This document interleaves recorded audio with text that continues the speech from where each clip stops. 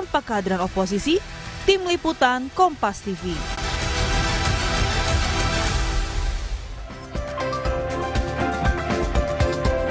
Saudara, usai menerima amnesti dari Presiden Prabowo kepada mantan Sekjen PDIP Hasto Kristianto, Ketua Umum PDIP Megawati Soekarno Putri bilang partainya tidak dalam berada posisi atau koalisi. PDIP mengklaim sebagai partai penyeimbang pemerintah. Lalu bagaimana sebenarnya sikap politik PDIP terhadap pemerintah dan bagaimana sebenarnya kondisi negara demokrasi tanpa oposisi? Kita bahas dengan sejumlah narasumber yang hadir di studio. Analis politik sekaligus Direktur Eksekutif Trias Politika Strategis Agung Baskor. Selamat pagi Mas Agung. Pagi Mas Mario. Terima kasih sudah bergabung di Dialog Sapa Indonesia pagi hari ini. Dan melalui sambungan daring ada politisi PD Perjuangan Guntur Romli. Selamat pagi Mas Gun Rom. Selamat pagi, Assalamualaikum. Waalaikumsalam, terima kasih Mas Guntur sudah bergabung. Dan juga Wakil Ketua Umum Partai Golkar Ahmad Doli Kurnia. Bang Doli, selamat pagi. Selamat pagi, Assalamualaikum warahmatullahi wabarakatuh. Terima kasih Bapak-Bapak sudah bergabung di Dialog Sapa Indonesia pagi pada hari ini. Saya ke yang baru habis kongres, Mas Guntur Romli. Mas Gun, bagaimana melihat pernyataan Ketua Umum Anda, Ibu Mega? No oposisi, no koalisi, tetapi pernyataan yang disampaikan oleh Ibu Ketua Umum, Ibu Megawati Soekarno Putri, itu merupakan hasil keputusan Kongres ke-6 PDI Perjuangan yang baru saja selesai minggu kemarin di Bali.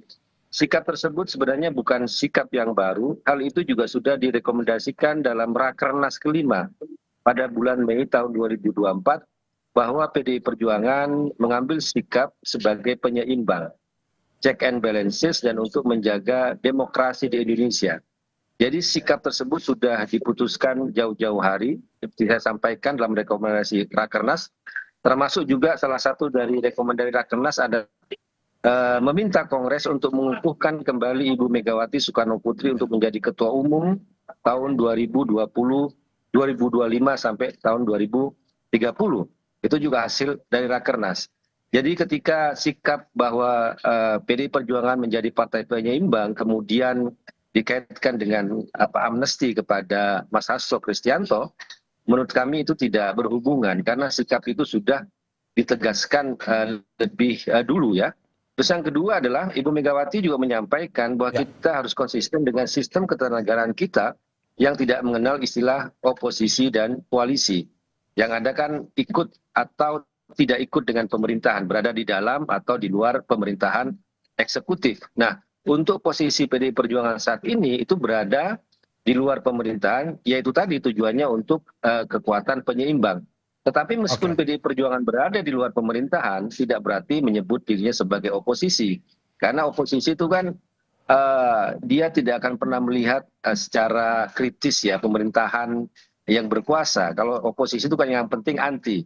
Mau programnya baik apalagi buruk itu harus tetap ditentang, vis-a-vis konfrontatif oposisi terhadap pemerintahan yang berkuasa. Nah, atas dasar dari pertimbangan tadi, maka hasil Kongres ke-6 PDI Perjuangan ditegaskan kembali dari hasil Rakernas ke-5 tahun 2024 bahwa PDI Perjuangan menjadi kekuatan atau menjadi partai penyeimbang. Begitu, Mas. Oke, Mas Gun, berarti ini sebuah sikap juga ya, dalam arti bukan oposisi, bukan koalisi, tetapi berada di tengah, sparring partner ini adalah sebuah sikap ya? Ya, itu kembali tadi ke dalam sistem ketenagaan kita, seperti disampaikan Ibu Megawati itu, bahwa yang tidak mengenal istilah oposisi dan koalisi. Ya, sampai saat ini ya PDI Perjuangan berada di luar pemerintahan eksekutif, tetapi kami tentu saja memiliki wakil-wakil rakyat yang ada di Senayan, dan juga ditegaskan oleh Ibu Megawati, kalau program Presiden Prabowo itu pro rakyat, pasti itu akan didukung. Tetapi kalau misalnya itu bertentangan dengan Pancasila, dengan amanat penderitaan rakyat, dengan keadilan sosial, dengan hukum yang berkeadilan, nah ini bahasanya Ibu Ketua Umum, kami akan bersuara lantang. Gitu. Sebelum saya ke Bang Doli, Mas Gun, saya ingin lanjutkan, bagaimana Anda menanggapi ada anggapan di luar bahwa sikap politik PDIP mengambang? Setuju atau tidak sebenarnya? Bagaimana Mas? Sikap, ada anggapan di luar, sikap politik PDIP saat ini mengambang. Setuju dengan? Mengambang, disebut dengan abu-abu. Sebenarnya tidak. Ya karena tadi saya sampaikan bahwa itu sesuai dengan sistem ketatanegaraan kita yang tidak mengenal istilah oposisi dan koalisi. Dan kemudian sikap ini kan sudah jauh-jauh hari direkomendasikan dalam Rakernas kelima tahun 2024. Bahwa PDI Perjuangan tidak bergabung dengan pemerintahan, kami berada di luar untuk menjadi kekuatan penyeimbang. Kalau program yang baik ya kita dukung, ya kalau dia bertentangan dengan kepentingan rakyat, pasti kami melakukan kritik. Kan memang fungsinya seperti itu dalam sistem presidensial kita kan. Kalau dalam sistem parlemen mungkin ya di situ ada koalisi, oposisi dan sebagainya. Tapi itu kan tidak dikenal dalam sistem ketatanegaraan kita. Itu Mas yang selalu ditegaskan berulang-ulang oleh Ibu Ketua Umum, oleh Ibu Megawati Soekarno Putri. Oke, saya ke Mas Agung. Bang Doli tahan dulu sebentar. Mas Agung, bagaimana Anda melihat pernyataan Mas Gun? No oposisi, no koalisi ini sebuah sikap yang tetap memberikan kritik juga kepada pemerintah walaupun tetap berjalan bersama pemerintah. Ya, pertama secara politis ini sebenarnya menebalkan fungsi PDIP sebelum Kongres sebagai mitra kritis dan mitra strategis. Walaupun tendensinya lebih kuat sebagai mitra strategis. Dan itu dibuktikan, ya saya ngomong praksis saja, sesungguhnya PDIP lebih udah di dalam sebenarnya. Kita bisa melihat di kabinet ada, walaupun tidak terafiliasi langsung dengan PDIP kader-kadernya, Pak Budi Gunawan sebagai Menko. Kemudian Bu Sri Mulyani sebagai menteri. Yang terakhir Pak Junimat Girsang sebagai dubes. Bu Megawati itu masih ketua pengarah BPIP dan BRIN. Itu kan di dalam seperti itu satu. Secara empirik yang lain di parlemen PDIP mengkritisi tapi minor dan cenderung kalem. Berbanding terbalik ketika Pak SBY dulu di tahun 2004 kemudian sampai 2014. Jadi saya melihat komparasinya secara praksis praktek PDIP sebagai penyeimbang ini ya sebenarnya dan sesungguhnya mitra strategis, tapi tone-nya 70-80% mendukung pemerintah, 20% sisanya kritis terhadap pemerintah. Setelah Kongres menurut Anda lebih mendukung lagi dari 70 mungkin ke 80, 90, 10%? Automatically gitu, otomatis. Ini teman tapi mesra, friends with benefit gitu ya. Jadi Bang Guntur aja langsung senyum kan, saya senang. Jadi saya melihat ini penyeimbang ya sedikit banyak lakon yang dilakukan oleh Partai Demokrat di masa lalu, yang ujung-ujungnya kalau Demokrat 9 bulan sebelum pemerintahan SBY berhenti, AHY masuk sebagai Menteri Agraria dan Tata Ruang. Nah kalau ini 9 bulan pasca Presiden Prabowo berjalan, bahkan sebelumnya PDIP sudah masuk di dalam sebagai penyeimbang, seperti itu. Tadi Mas Guntur sudah menyinggung terkait dengan amnesti kepada Pak Hasto. Menurut Anda, apakah jika kemarin amnesti itu tidak ada ataupun ada, ini petanya akan berubah? Apakah Kongresnya keputusannya akan berubah atau bagaimana? Mempengaruhi Kongres nggak sebenarnya? Sesungguhnya tidak terlalu ya, karena hadiah-hadiah politik dari Gerindra dan PDIP ini terus berlangsung. Ya dari awal misalkan tatip DPR, MPR tidak diotak-gatik sama Pak Prabowo dan koalisi, itu kan hadiah juga Mbak Puan jadi ketua DPR. Sampai pada momen amnesti diberikan kepada Mas Hasto, juga ini sebuah momen luar biasa sebagai bentuk penghargaan Presiden Prabowo bahwa ya kalau kita beroposisi ataupun sebagai penyeimbang ya kami menghormati itu, sama-sama mulia ini. Tapi ini kan menurut saya luar biasa apresiasinya karena mengguncang nalar semua analis dan mungkin sebagian kalangan bahwa kok begini ya tiba-tiba ada tidak pernah mengira ya, tidak pernah mengira ada amnesti bahkan abolisi seterusnya. Jadi saya melihat bahwa relasi antara PDIP Gerindra, PDIP dengan koalisi pemerintahan bahkan presiden ya sejauh ini ya tadi teman tapi mesra, hangat, intim, dalam, dan kita akan menunggu apakah habis amnesti dan abolisi ada reshuffle yang menambah kader-kader utama atau bahkan non kader masuk lagi ke kabinet. Tinggal nunggu apakah menterinya bertambah, Menko-nya bertambah, atau ada dubes bertambah, atau yang terbaru wakil menteri plus komisaris yang bertambah seperti itu. Nah ini yang kita tunggu tuh reshuffle ini yang. Tapi kita akan bahas. Tapi saya ke Bang Doli dulu. Bang Doli, Partai Gerindra sendiri setelah pernyataan Ibu Mega mendukung pemerintahan itu berterima kasih kepada Ibu Mega. Begitu pula dengan Partai Golkar kah melihat seperti ini? Berterima kasih karena dukungan pertama untuk pemerintah atau bagaimana? Iya, pertama tentu kami mengucapkan selamat ya kepada PDI Perjuangan yang baru menyelesaikan kongresnya dan terpilih lagi Ibu Megawati sebagai Ketua Umum. Yang kedua, saya kira apa yang menjadi keputusan Kongres dan juga apa yang disampaikan dalam pidato Bu Mega itu sesuatu yang menurut saya sudah on the track ya. Kenapa? Tadi sudah dijelaskan juga oleh Pak Guntur bahwa kita ini kan menganut sistem pemerintahnya sistem presidensial gitu. Jadi kita tidak mengenal istilah oposisi dan koalisi. Jadi tadi ditegaskan ya dalam kongres itu bahwa memang kita sistemnya ada sistem pemerintahan presidensial. Nah, posisi-posisi yang ada dalam sistem presidensial itu adalah pertama di luar atau di dalam pemerintahan. Yang kedua, nah ini yang menarik saya kira ya, dan ini istilah penyeimbang ini kan dulu pernah juga terjadi di tahun 2004 gitu ya, 2009. Jadi ada kekuatan penyeimbang pemerintah. Nah ini saya kira bagus ya buat perjalanan pemerintahan kita. Dan yang berikutnya adalah kita sama-sama juga tahu karakteristik teman-teman atau saudara-saudara kita di PDIP gitu, yang memang lalu sangat kritis. Jangankan di luar pemerintahan, di dalam pemerintahan pun kita lihat dalam 10 tahun terakhir ini ya tingkat kekritisan teman-teman itu juga tidak tidak hilang gitu. Jadi saya kira ini sesuatu yang bagus dan baik di dalam pemerintahan kita, dan saya kira kami memberikan apresiasi, penghormatan, karena keputusan partai itu kan adalah kedaulatan masing-masing partai politik ya. Mau dimanapun posisinya, mau di dalam, mau di luar pemerintahan, seperti yang saya sampaikan itu sama mulianya ya, selama ini untuk semuanya kembali kepada kepentingan bangsa dan negara serta rakyat Indonesia. Oke, Bang Doli, tapi bagaimana kita memaknai sebagai partai koalisi misalkan? Dalam arti bahwa Golkar selalu identik dengan partai yang mendukung pemerintah. Apakah mungkin dengan menjadi partai pendukung pemerintah tidak bisa memberikan kesempatan Golkar untuk mengkritik, atau sebenarnya bisa ke depan? Menurut Anda seperti apa? Bisa.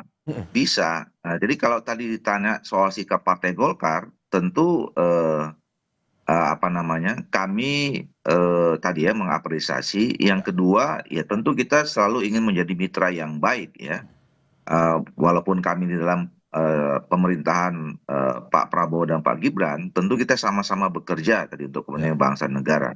Nah soal tadi ya, soal kritis dan tidak kritis atau check and balances gitu. Nah ini dalam sistem pemerintahan yang presidensial, sebenarnya check and balances itu sudah otomatis berjalan dalam sistem pemerintahan atau sistem ketatanegaraan kita. DPR itu tugasnya adalah sebagai kekuatan check and balances dalam pemerintahan, dalam jalannya pemerintahan kita. Dan kita bisa lihat kan selama ini seperti yang saya katakan tadi, ya DPR itu juga ya tadi posisinya memang seharusnya seperti yang sampaikan Ibu Megawati. Kalau ada kebijakan-kebijakan yang baik, ya tentu kita harus berada di depan, memberikan dukungan yang penuh gitu. Kemudian yang kalau misalnya ada yang tidak baik, ya tentu kita sampaikan apa adanya dan kemudian kita minta dikoreksi. Nah oleh karena itu, kalau kembali pertanyaan kepada soal sikap Partai Golkar, ya tentu kami juga mengucapkan terima kasih dan apresiasi yang tinggi. Komposisi ini menjadi komposisi yang indah menurut saya dalam proses jalannya pemerintahan yang kita tetap ingin pertahankan adanya kekuatan demokratisasi yang ada di dalam negara kita. Oke, Bang Doli, saya ke Mas Guntur Romli. Mas Guntur, pertanyaannya, apakah PDIP masih kritis ke depan dan bagaimana check and balancingnya? Tetapi sebelum Anda menjawab, kita saksikan usai jeda berikut.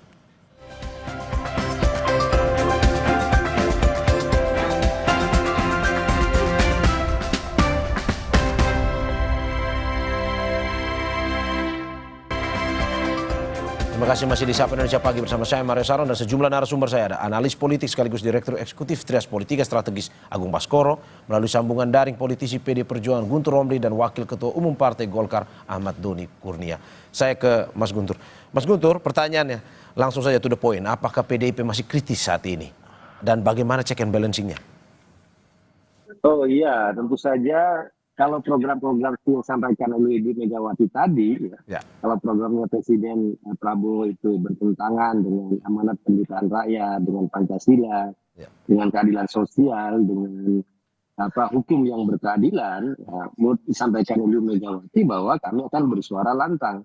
Terkait misalnya bisa dicek sendiri di fraksi di DPR RI ya, ketika program-program yang jelas kami dukung, misalnya seperti makan bergizi gratis atau koperasi merah putih. Tetapi kami melihat di situ ada misalnya penyimpangan atau hal-hal yang teknis yang tidak sesuai. Itu kan wakil-wakil rakyat dari PDI Perjuangan kan memberikan suara yang sangat kritis ya di beberapa komisi yang ada di DPR RI, ada komisi 2, komisi 6, ya, komisi 10. Misalnya juga ketika Fadlizon ya ingin menghapus istilah pemerkosaan massal dari tragedi Maui, itu kan dari wakil rakyat dari PDI Perjuangan Komisi 10 kan memberikan kritik yang sangat tajam, bahkan penolakan yang sangat tajam, dan tidak hanya di DPR RI, tapi juga kami bersuarakan juga dengan kelompok-kelompok sipil ya, kemudian para penyintas dari tragedi 98, para keluarga, kami menolak kalau itu dihapus dari sejarah kita, karena itu adalah memori yang harus selalu diwariskan kepada generasi mendatang agar hal yang kelam itu jangan terulang kembali. Jadi hal-hal kritis itu seperti yang disampaikan oleh Ibu Ketua Umum itu kan sesuai dengan syaratnya. Tapi kalau baik ya pasti akan memberikan dukungan 100%. Karena itulah PDI Perjuangan mengambil sikap tidak dalam koalisi atau oposisi tapi sebagai kekuatan penyeimbang, kekuatan yang kritis dan arif. Oke, Mas Gun, tapi tadi sudah disinggung oleh Mas Agung bahwa mencium bau sinyal merapat masuk kabinet. Dari PDIP sendiri, kalau misalkan ada tawaran seperti itu, apakah membantu pemerintah nih tetap berada di luar sambil memberikan sparring partner itu, atau masuk juga ke dalam sambil tetap memberikan kritik? Kalau kita membaca sikap dari Ibu Ketua Umum, kemudian juga putusan Kongres itu kan jelas kekuatan penyeimbang, posisinya itu di luar pemerintahan. Kami tidak mau berandai-andai persoalan itu. Tetapi seperti disampaikan oleh Pak Dolfi tadi, bahwa kita bisa berkontribusi terhadap bangsa dan negara ini dimanapun posisi kita. Bahwa kalau masuk kabinet pemerintahan untuk berkontribusi ya, tapi kan kami juga di luar sebagai kekuatan penyeimbang, memberikan kritik, memberikan masukan yang konstruktif. Itu kan juga bagian dari kontribusi terhadap bangsa dan negara ini. Jadi kami tidak mau berandai-andai. Tapi pada intinya, Ibu Megawati adalah seorang pemimpin yang memegang ideologi, konsistensi. Beliau adalah seorang leader ya, bukan dealer. Leader pemimpin. Kalau dealer itu kan sangat transaksional, apapun kepentingan itu selalu dinegosiasikan. Nah, Ibu Megawati tidak seperti itu. Contohnya seperti saya katakan tadi bahwa hasil Kongres ke-6 PDI Perjuangan itu sama dengan Rakernas ke-5 tahun 2024, bahwa PDI Perjuangan sebagai kekuatan penyeimbang. Oke, sebelum saya ke Mas Agung, singkat Mas Gun, bagaimana Anda melihat hitung-hitungan seperti apa yang akhirnya membuat PDIP mengambil sikap seperti ini? Tadi politisasinya ataupun secara politis tidak, kalau misalkan kata Mas Gun tadi, Mas Agung juga bilang bahwa amnesti buat Pak Hasto sebenarnya tidak terlalu mempengaruhi. Hitung-hitungannya seperti apa? Ya karena kami melihat masa depan bangsa ini bahwa tidak semua kekuatan itu harus masuk dalam suatu pemerintahan bersama-sama. Kan harus ada mekanisme check and balances ya, meskipun dalam sistem menenaga virus yang Pak Dolfi itu ya ada DPR, ada komisi-komisi independen, tapi kan tetap kekuatan politik di luar pemerintahan sebagai kekuatan penyeimbang itu kan harus ada. Karena kalau itu semua kekuasaan itu berpusat kemudian bersatu, ini kan disebut dengan oligarki kekuasaan, ini kan berbahaya.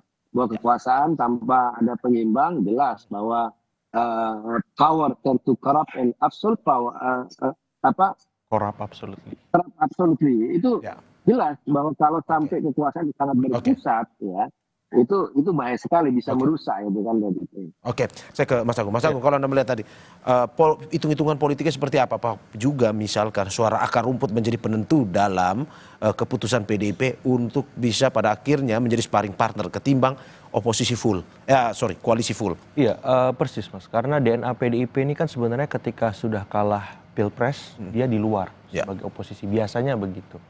Dan dalam beberapa hal saya melihat posisi penyeimbang ini kalau bicara dalam kasus dan konteks Demokrat itu sebenarnya banyak dirugikan. Dan PDIP sebenarnya sedikit banyak sudah menapaki kerugian itu ketika di Pilpres kemarin terhimpit dengan dua narasi besar. Perubahan dan keberlanjutan. PDIP di tengah, perbaikan. Dan di tengah ini nggak enak nih, dihimpit dua-duanya. Demokrat kemarin juga sebagai penyeimbang juga akhirnya suara di Pileg itu turun. sangat drastis ya, akhirnya stagnan di 7-an persen. Nah, saya khawatir kalau misalkan PDIP mengambil posisi penyeimbang ini tanpa memikirkan 2029, konsekuensinya akan dalam gitu. Ada kekhawatiran kemarin PDIP dalam tanda petik diancam 7% misalkan. Itu bisa saja terwujud tapi tidak sepenuhnya, mungkin tidak 7%, mungkin ya volatilitas suara kesini kan semakin stabil, bisa jadi turun ya maksimal 3-4%. Kalau misalkan tidak dalam posisi yang tegas dan jelas sebagai misalkan ya oposisi atau koalisi ataupun koalisi dalam tanda petik. Saya mau bilang bahwa sparring partner ini justru membahayakan PDIP untuk di 2029 nanti maksudnya. Persis, karena dalam banyak tadi temuan Demokratnya turun suaranya. PDIP kemarin di Pilpres di tengah sebagai membawa narasi perbaikan juga nggak menang capresnya seperti itu. Karena DNA PDIP ini ya jelas tuh, tegas. Kalau nggak di dalam, di luar. Di tengah-tengah ini biasanya Bang Doli yang nyaman nih, atau Demokrat ya. Jadi apa ya istilahnya ya sambil mengayun lah, berselancar di antara dua karang gitu ya. Ya PDIP nggak gitu karakternya yang saya tahu. Tapi mungkin karena situasi dan kondisi hari ini ya itu bisa saja berubah kan, menyesuaikan. Tapi ini bisa jadi masukan juga bahwa posisi ini tidak ideal buat grassroots dan basis laten PDIP yang selama ini melihat PDIP itu seterang matahari terbit sikapnya. Oke, saya ke Bang Doli. Bang Doli, bagaimana kalau dari Golkar sendiri? Apakah memang hitung-hitungannya akan seperti apa kalau misalkan untuk mengambil sikap? Pada akhirnya mungkin tiba-tiba secara drastis Golkar memilih untuk oposisi atau Golkar memilih untuk menjadi penyeimbang seperti PDIP. Apakah memang menghitung hitung-hitungan politik di 2029 atau juga mendengar dari akar rumput atau seperti apa Golkar ini? Iya, kalau Golkar sekali lagi sebenarnya tidak pernah di tengah. DNA-nya Golkar atau karakteristik Golkar itu selalu berada di dalam pemerintahan. Ya. Kami adalah partai yang berdoktrin pembangunan ya, karya kekaryaan gitu. Jadi selalu kita ingin sangat terlibat dengan program-program pemerintah ya, secara langsung karena memang kami dilahirkan dengan DNA seperti itu. Nah, dan dan itu memang kami tunjukkan beberapa kali dalam perjalanan pemerintahan di bawah kepemimpinan presiden siapapun gitu. Nah, jadi memang selalu dalam posisi seperti itu. Nah, makanya saya katakan tadi ketika saudara-saudara kita di PDIP dalam mengambil posisi seperti ini, ya ini sudah on the track di dalam DNA-nya masing-masing. Ya, jadi nah kalau kita lihat pengalaman juga sebetulnya mungkin koreksi sedikit, ya kita belum tahu juga sebetulnya apa yang akan terjadi pada next pemilu dan seterusnya. Kalau kita lihat dalam posisi PDIP misalnya, ya kemarin di 2014-2019 ya, di dalam posisi sebagai kekuatan penyimbang juga. Jadi saya selalu menggunakan lebih tepat di Indonesia ini ya kekuatan penyimbang atau kemudian berada atau di luar di pemerintahan ya. Karena juga kita kalau menegaskan dalam posisi yang di oposisi ya, satu memang secara teori tidak ada, yang kedua juga sebetulnya dalam prakteknya nggak oposisi amat juga sebetulnya. Jadi yang paling penting itu adalah kita objektif saja ya. Kalau misalnya ada ada kebijakan pemerintah yang tidak sesuai dengan kepentingan bangsa negara Indonesia, tentu kita harus mengkritisinya, mau di dalam maupun mau di luar. Memang pasti lebih keras suara yang berada di luar pemerintahan gitu. Tetapi saya kira kita juga melihat ada program-program yang baik, walaupun selama ini PDI menyatakan posisinya dulu seperti waktu zamannya Pak SBY di luar, tapi atau menyatakan oposisi sekalipun pada saat itu ya. Tapi kalau ada kegiatan yang bagus, mereka teman-teman ini dukung juga, gitu. Nah, itu memang itu yang tepat menurut saya, gitu. Oke, saya ke Mas Gun. Mas Gun, tadi ada analisis bahwa dengan posisi seperti ini, seperti tidak menguntungkan sebenarnya bagi PDIP untuk 2029. Tanggapan Anda seperti apa? Ya kalau kita melihat perjalanan sejarah dari PDI Perjuangan tahun 2004, 2009. Itu kan juga menjadi kekuatan penyeimbang, tetapi kan pada tahun 2014 suara PDI Perjuangan itu kan naik ya. Meskipun dalam posisi dia berada di luar pemerintahan. Jadi tinggal menurut kami ya, yang penting itu bagaimana kita meyakinkan ke masyarakat bahwa itu masyarakat menurut saya nggak akan senang juga kalau kita mengambil sikap oposisi yang apapun harus ditolak meskipun itu program yang baik. Menurut saya masyarakat juga nggak akan suka sikap seperti itu. Makanya bagi kami yang penting itu apa dasar dari mendukung atau menolak suatu program. Ya kalau ditegaskan dari Ibu Ketua Umum kan jelas. Kalau dia bertentangan dengan Pancasila, dengan keadilan sosial, dengan hukum yang berkeadilan, dengan amanat pendirian rakyat, itu pasti kami bersuara lantang. Tapi kalau programnya bagus, programnya baik, ya apa alasan juga untuk menentang? Ya kita kan juga harus mendukung. Dan menurut saya ini Mas ya, sedikit perbedaan. Seperti disampaikan Mas Agung tadi, sikap PDI Perjuangan zamannya SBY kemudian zamannya Pak Prabowo. Ini menurut saya mungkin ya, kalau saya ngerasa Pak Prabowo ini kan istilahnya melanjutkan apa program-program yang sudah dikerjakan oleh Presiden Joko Widodo, ya kan? Nah, dan program-programnya Jokowi zaman itu kan PDI Perjuangan ikut merumuskan gitu loh. Jadi ketika cuma masalahnya kadang-kadang yang sering terjadi itu kalau hal-hal yang baik itu diambil oleh Jokowi, tapi kalau ada yang negatif itu dilemparkan ke PDI Perjuangan. Itu kan yang nggak fairnya kalau kita melihat. Nah, kita lihat sekarang Mas, program-program apa yang dijalankan oleh Presiden Prabowo itu kan melanjutkan dari hal-hal yang sebelumnya. Maka ya kami juga masih ada ikatan emosional dengan program-program yang juga kami ikut menyusun selama 10 tahun ini gitu ya. Masa hanya karena misalnya Jokowi sudah tidak menjadi kader PDI Perjuangan, kemudian kita tolak program-program yang kami juga dulu ikut menyusun. Nah itu yang menurut kami juga menjadi dasar kenapa ada perbedaan sikap ya antara misalnya zamannya Presiden SBY dengan Presiden Prabowo. Menurut kami juga ada ikatan emosional dengan beberapa program, termasuk tentu saja hubungan baik antara Ibu Megawati Soekarno Putri dengan Presiden Prabowo Subianto yang nggak pernah ada persoalan. Ini yang membuat sedikit berbeda lah cara bagaimana aksinya yang ada di lapangan. Tapi jelas bahwa sebagai kekuatan penyeimbang itu sudah kami tegaskan sejak lebih dari setahun yang lalu, dari Mei tahun 2024, dan itu tidak ada hubungan dengan masalah amnesti, dengan transaksi politik, dengan apapun.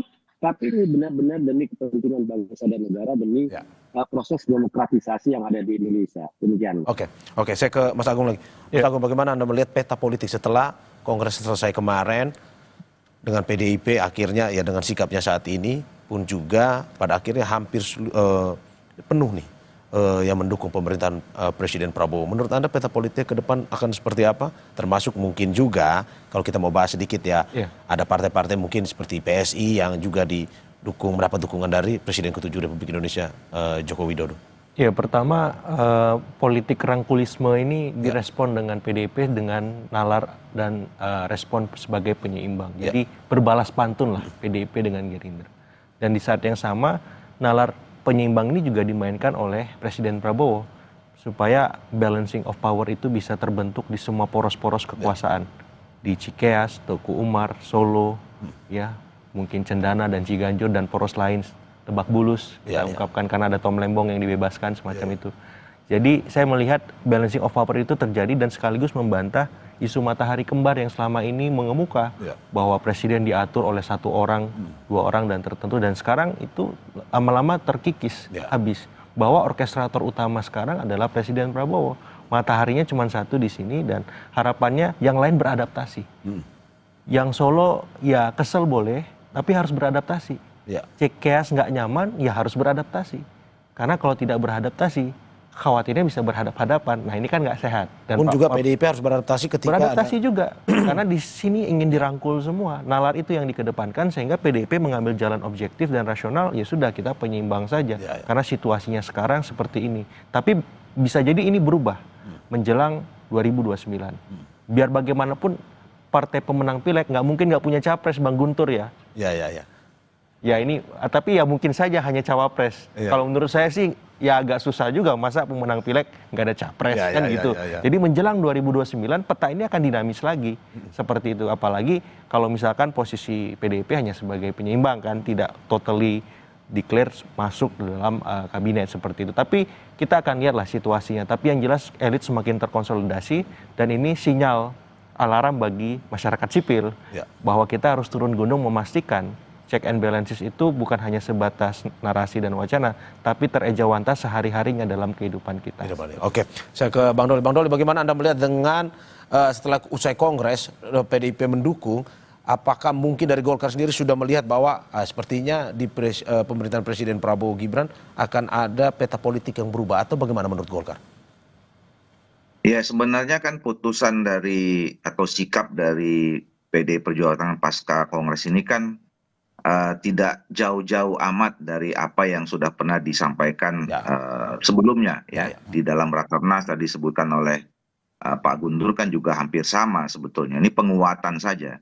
Jadi situasinya tentu tidak akan banyak berubah ya. Nah, tentu kami yang berada sebelumnya di dalam pemerintahan tadi memberikan apresiasi karena ini memperkuat dalam pertama, tentu ini akan menambah kekuatan stabilitas politik kita yang memang kita perlukan di dalam melaksanakan program-program secara lebih konkret ke depan dalam pemerintahan Pak Prabowo dan Pak Gibran ini. Tetapi yang tadi saya katakan indah, walaupun kita membutuhkan stabilitas politik, tapi kita juga mempunyai kekuatan yang kritis juga, ya, kritis di dalam konteks konstitusional dan sistem ketatanegaraan kita yang tadi presidensial itu. Jadi walaupun misalnya tidak berhadapan gitu ya, tapi ada kekuatan kritis yang memang sesuai dengan sistem pemerintahan presidensial kita. Itu yang saya kira bagus dan baik, tentu kita ini akan jaga. Oke, saya ke Mas Gun. Mas Gun, katanya harus banyak beradaptasi juga kalau memang mendukung pemerintah ini. Apa adaptasi yang mungkin akan dilakukan PDIP mendukung pemerintah pun juga kritis terhadap program-programnya? Ya, beradaptasi dalam hal yang bersifat strategis, bersifat teknis, ya PDI Perjuangan itu bisa. Tapi kalau terkait dengan prinsip-prinsip berkenegaraan dan konstitusi dengan Pancasila itu, PDI Perjuangan nggak akan pernah bisa beradaptasi dengan hal-hal seperti itu. Karena itu kan bagian dari perjuangan kami untuk menjaga konstitusi ya. Adaptasi dan hal strategis. Ya. Makanya saya sebutkan tadi, melihat programnya itu apakah bisa kita dukung atau tidak. Ya kan? Jangan asal beda, jangan asal menolak. Itu kan masyarakat nggak suka, orang nyinyir gitu kan. Ini program bagus gitu, tapi dinyinyirin, masyarakat nggak suka. Makanya kami juga melihat secara lebih arif lah, lebih kritis. Mana sih yang perlu kami dukung, tapi mana yang harus kita kritisi bersama-sama. Nah di situ PDI Perjuangan ingin memainkan posisi strategis tersebut ya. Tapi itulah yang kami bisa lakukan sebagai bagian dari panggilan sejarah dari PDI Perjuangan. Kami pernah berada di luar pemerintahan, kami pernah berada di dalam pemerintahan, dan segala risiko itu harus dihadapi, dan kami sudah belajar dari masa lalu terkait pilihan-pilihan politik tadi. Oke, berarti Mas Gun, berarti tidak terlalu jauh berbeda ya sebenarnya dengan pemerintahan Pak SBY waktu itu ya. Maksudnya dalam arti tetap ada check and balancing-nya, tetap jalan walaupun berada di luar waktu itu. Sebenarnya berbeda, karena kami sampai sekarang masih di luar. Ya mungkin dari gayanya saja yang berbeda, seperti disampaikan tadi bahwa ada hal yang sangat ikatan emosional dengan beberapa program, dengan pribadinya Presiden Prabowo Subianto dengan Ibu Ketua Umum, itu yang membuat mungkin gayanya saja yang berbeda. Tapi pilihan kami di luar pemerintahan itu sama, Mas. Tetap menjadi kekuatan penyeimbang begitu. Oke, Mas Agung, bagaimana Anda melihat ini, bahwa apakah memang untuk menjadi penyeimbang ini hanya PDIP yang bisa, sedangkan partai lain mungkin ya kesusahan juga kalau menjadi penyeimbang itu, atau sebenarnya partai lain juga mungkin punya kesempatan yang sama, kemampuan yang sama untuk bisa menjadi penyeimbang seperti PDIP? Ya politik etisnya, karena partai-partai yang masuk ke dalam kabinet ini sudah banyak dapat jatah, Mas. Ya, dan mereka ada di posisi di mana kebijakan itu dibuat.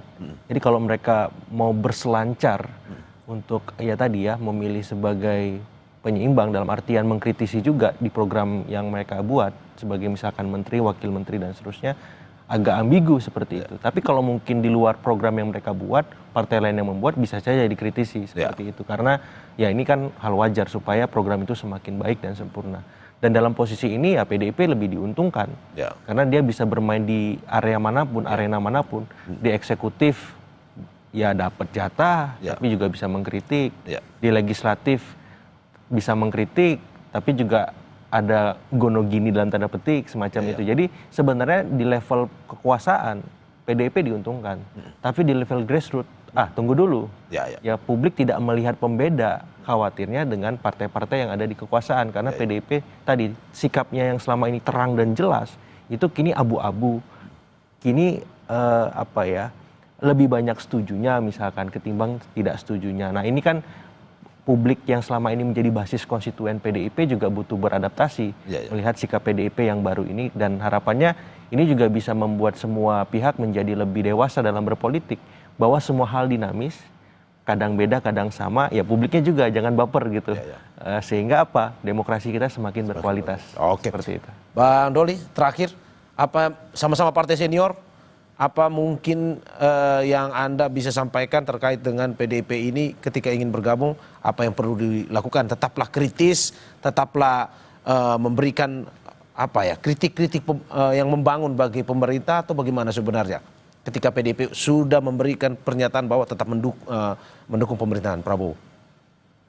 Ya tentu semua partai politik harus dalam posisi yang sama ya.